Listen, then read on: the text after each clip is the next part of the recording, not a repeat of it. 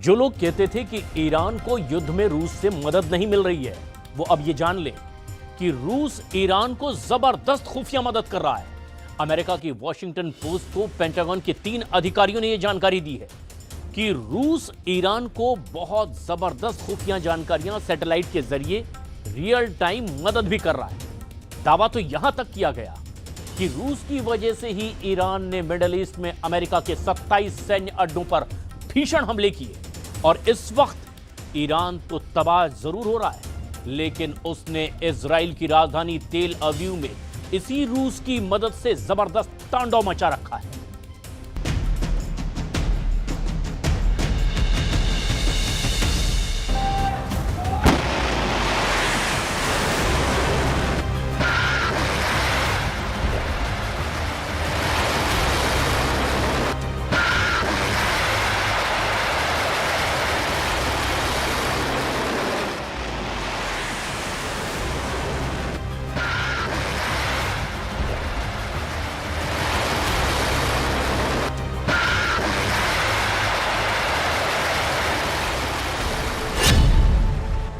सातवें दिन हमलों की सुनामी, तेहरान में तांडव, तेल अवीव में तबाही। ईरान, अमेरिका और इजराइल युद्ध अपने चरम पर पहुंच चुका है। युद्ध के 7वें दिन अमेरिका और इजराइल ने ईरानी मिसाइलों की रीढ़ तोड़ने का दावा किया, जबकि ईरान ने पश्चिम एशिया में अमेरिका के मुस्लिम दोस्त मुल्कों पर तूफानी हमले मिसाइल और ड्रोन से करने का दावा किया। कतर, बहरीन, यूएई और इराक में भी ईरान ने हमलों से तूफानी तबाही मचाई है। दावों के मुताबिक मिडिल ईस्ट में कई देशों के तेल भंडार धू-धू कर जल रहे हैं। ईरान ने तो यहां तक दावा किया कि अमेरिका के विमान वाहक बूथ पर ईरान ने 2 सफल हमले किए हैं, जिसकी वजह से अब अमेरिकी युद्धपोत ईरान से 1000 किलोमीटर दूर भाग गया है। इधर इस वक्त ईरान ने अपने सबसे बड़े प्राइम टारगेट इजराइल की राजधानी तेल अवीव को चुन रखा है और वहां पर अपनी मिसाइलों से भयानक क्लस्टर बमों से हमला किया है। ठीक इसी तरह से इजराइल और अमेरिका ने भी ईरान की राजधानी तेहरान में भीषण तबाही मचाई है। खास तौर से पश्चिमी तेहरान में जबरदस्त नुकसान होने की खबर का दावा है। दावा तो यहां तक है कि ईरान के कुछ इलाके से जमीनी हमले की शुरुआत होने जा रही है। कुछ रिपोर्ट्स में दावा किया गया कि ईरान की IRGC के कमांडर और ईरान के विदेश मंत्री अब्बास अराक्ची ने कहा कि हम बेसब्री से इंतजार कर रहे हैं अमेरिका जमीन पर आकर ईरान पर हमला करे, हम उन्हें कुचल कर रख देंगे। यानी जंग में घटनाक्रम तेजी से बदल रहा है। लेकिन हम शुरुआत करते हैं ईरान पर इजराइल और अमेरिकी हमलों से, जो दावा किया जा रहा है कि ईरान के वायु क्षेत्र पर अमेरिका और इजराइल का पूरी तरह से कब्जा हो चुका है। ईरान में बरसे अंगारे, 90% मिसाइलें तबाह। अमेरिका और इजराइल की तरफ से जारी की गई तस्वीरों को जरा गौर से देखिए। इसमें ईरान की मिसाइलों, ड्रोन और लॉन्चरों को तबाह किया जा रहा है। दावों के मुताबिक अभी तक ईरान के 31 प्रांतों के 130 से ज्यादा शहरों पर भीषण हमले हो चुके हैं। इजरायली वायुसेना ने तेहरान पर व्यापक स्तर के हमलों की नई लहर शुरू कर दी है। इजराइल का दावा है कि उन्होंने ईरान के 80% हवाई रक्षा तंत्र और मिसाइल लॉन्चर को तबाह कर दिया है। अमेरिकी नौसेना ने हिंद महासागर में ईरान के युद्धपोत IRIS डेना को भी टॉर्पीडो से डुबो दिया है। अमेरिका ने ईरान के एकमात्र ड्रोन वाहक जहाज शाहिद बघेरी को भी समुद्र में निशाना बनाने का दावा किया और वीडियो जारी कर दिया है। ईरान के एकमात्र ड्रोन कैरियर जहाज शाहिद बघेरी से ही ईरान के ड्रोन टेक ऑफ करके हमले कर रहे हैं। 7वें दिन तक इजराइल और अमेरिका ने ईरान के खिलाफ अब तक की सबसे बड़ी हवाई मुहिम का हमला किया है। इजरायली रक्षा बलों के चीफ ऑफ स्टाफ के मुताबिक अब तक लगभग 3500 से ज्यादा हवाई हमले हो चुके हैं। ये हमले ईरान के 31 में से 26 प्रांतों में हुए, जिनमें तेहरान, इस्फान, शिराज और बुशर सबसे ज्यादा प्रभावित हैं। हमलों का मुख्य केंद्र ईरान के हवाई रक्षा तंत्र हैं, जिसे 80% तक नष्ट करने का दावा किया गया। मिसाइल लॉन्च पैड, IRGC मुख्यालय और परमाणु ठिकानों पर हमले हुए। अब तक 6000 से ज्यादा सटीक निर्देशित मुनिशन यानी कि गाइडेड बम से हमला किया गया।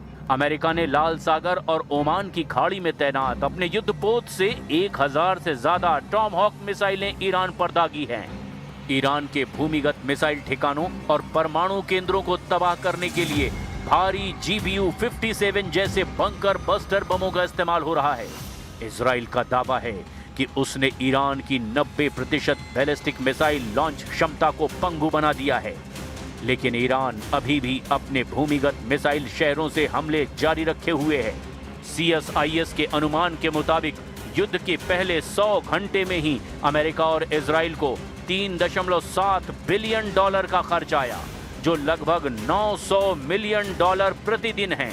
100 घंटे में ये राशि लगभग 33,940 करोड़ रुपए या यूं कहें कि 339.40 अरब रुपए के बराबर है। No option just to put an end to the presence of United States in the surrounding area of Iran. We told Americans and we told our neighbors that if they would like to put an end to the existence of the greatest civilization on earth or the oldest continuous civilization on earth, then we have no option just to put an end to the existence and presence of United States in the Persian Gulf area.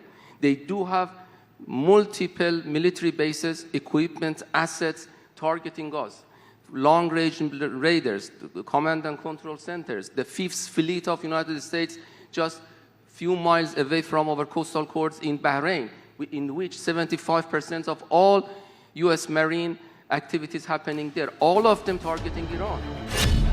Cluster bomb से Iran पर हमला, तेल अवीव में तबाही का तूफान। Daily mail की एक रिपोर्ट के मुताबिक अमेरिकी सेना के अंदर के एक आदमी ने ईरान पर हमला करने वाले सभी क्लासिफाइड हथियारों का खुलासा किया है। दावा है कि अमेरिका, इजराइल और ईरान के बीच युद्ध में अगली पीढ़ी की लड़ाई कैसे होगी, इसकी पहली असली झलक दिखाई गई है। हालांकि ईरान ने 7 दिन की जंग में ही साबित कर दिया कि ईरान को मार सकते हो, झुका नहीं सकते। यही वजह है कि ईरान ने इजराइल की राजधानी तेल अवीव पर क्लस्टर बमों से भारी मिसाइलों से हमला किया। जरा इन तस्वीरों को देखिए। तेल अवीव के आसमान में ईरानी क्लस्टर बम से भारी मिसाइलें कैसे कोहराम मचा रही हैं।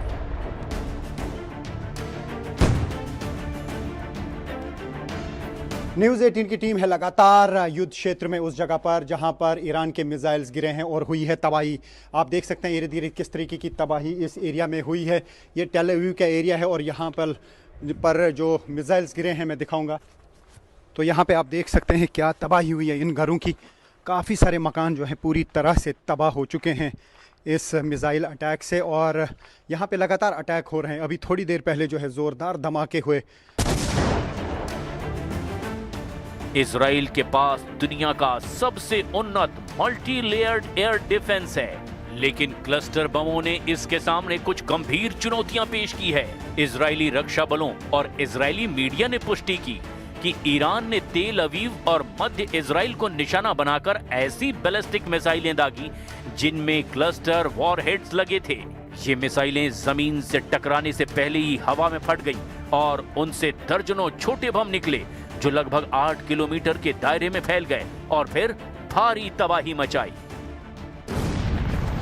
अब आप ये भी जान लीजिए कि इजराइल पर हमला करने के अलावा ईरान ने पश्चिम एशिया में कहां-कहां भीषण हमले किए हैं। 24 घंटे में ही ईरान ने अपने ऑपरेशन ट्रू प्रॉमिस 4 के तहत पश्चिम एशिया यानी मिडिल ईस्ट के कई देशों में और वहां स्थित अमेरिकी ठिकानों पर भीषण हमले किए। ईरान ने इस बार अपनी सबसे उन्नत मिसाइल तकनीक और ड्रोन स्वार्म का इस्तेमाल किया है। फतह 2 हाइपरसोनिक मिसाइल से ईरान का दावा है कि इन मिसाइलों ने इजराइल के डेविड स्लिंग और एरो 3 डिफेंस सिस्टम को भी चकमा देकर तेल अवीव के सैन्य मुख्यालय को निशाना बनाया। लंबी दूरी की खैबर शिकन बैलिस्टिक मिसाइल ने जॉर्डन और सऊदी अरब की सीमाओं के पास भीषण तबाही मचा दी है। शाहिद 238 जेट आत्मघाती ड्रोन ने तेज गति से इराक में अमेरिकी बेस में तबाही मचाई। ईरान के हमले में इराक के अल असद एयर बेस में अमेरिका के 2 C-130 परिवहन विमान और एक हैंगर पूरी तरह से नष्ट हो गए। इजराइल के नेवातीम एयर बेस के रनवे को भी भारी नुकसान पहुंचा है और अब देखना होगा कि आने वाले घंटों में ईरान, अमेरिका और इजराइल एक दूसरे पर कहां-कहां और किन-किन हथियारों से हमले करते हैं।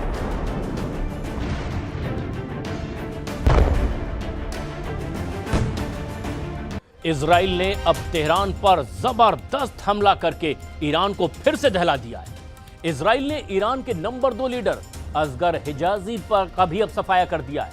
अली खामनी की मौत के बाद असगर हिजाजी सुप्रीम लीडर कार्यालय के चीफ बनाए गए थे। वहीं इजराइल के हमलों से बौखलाए अब ईरान ने हॉर्मुज स्ट्रेट में जहाजों को ड्रोन बम से उड़ाना भी शुरू कर दिया है।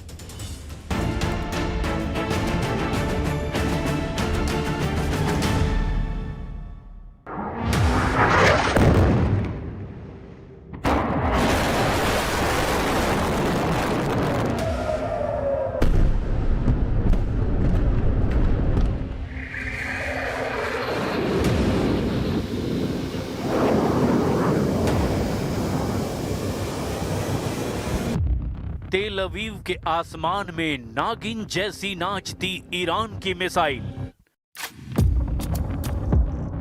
लेबनान इजराइल बॉर्डर पर बम धमाकों के बीच दौड़ता ट्रक। बेरूत में इजराइल ने बमबारी कर आधा शहर बनाया खंडहर। ईरान ने ट्रंप टीम के 13वें पार्टनर को दी बारूदी डोज।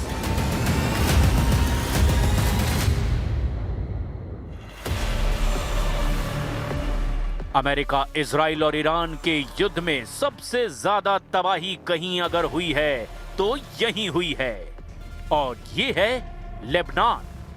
यहां इजराइल अकेले कोहराम मचाए हुए है। जब पूरी दुनिया की नजरें ईरान पर टिकी है, जब ईरान के हमलों का खौफ 13 देशों तक फैल चुका है, तब इजराइल सब कुछ छोड़कर सिर्फ लेबनान को मारने में लगा हुआ है। नेतन्याहू इसी मौके का इंतजार भी कर रहे थे। अमेरिका के युद्ध में आने के बाद से उन्होंने बेरूत को बारूदी कब्रिस्तान बना डाला है। अमेरिका जहां ईरान को घुटने पर लाने के लिए जोर लगा रहा है, तो वहीं इजराइल ईरान के लड़ाका ग्रुप का टोटल सफाया करने में लगा हुआ है। दोनों देशों ने जिन हथियारों से तबाही मचा रखी है, जरा उनकी एक झलक भी देख लीजिए। अमेरिका के सबसे खास हथियारों के डेब्यू में से एक है low cost unmanned combat attack system Lucas drone. America की नेवी जहाजों पर लगे हाई एनर्जी लेजर से ईरान के ड्रोन और छोटे जहाजों को भस्म कर रही है।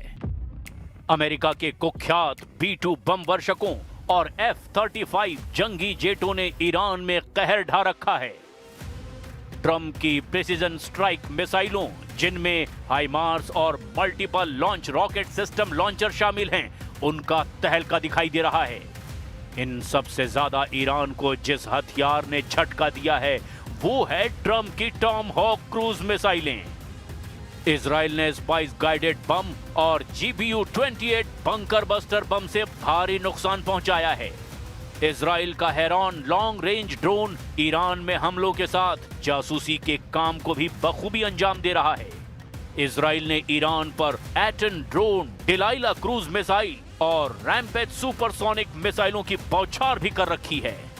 ट्रंप दावा कर रहे हैं कि उनकी मार से ईरान पस्त हो चुका है, लेकिन पूरी तरह पिटकर भी हार मानने को तैयार नहीं।